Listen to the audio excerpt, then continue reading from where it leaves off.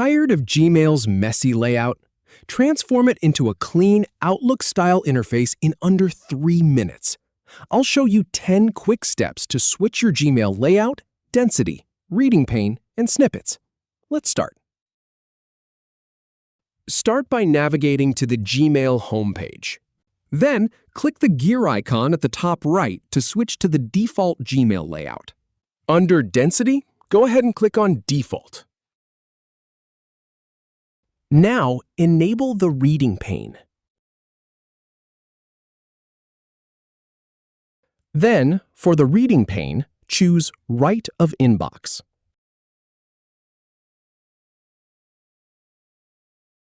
Click on See All Settings at the top. Scroll down until you find the Snippets section. Click on Show Snippets. Finally, click Save Changes to apply everything.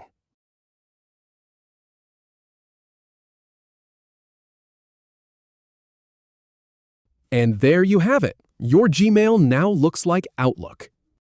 If you have any feedback or if any info is inaccurate, please leave a comment below. We'll do our best to answer or redo the video if needed. Thanks for watching.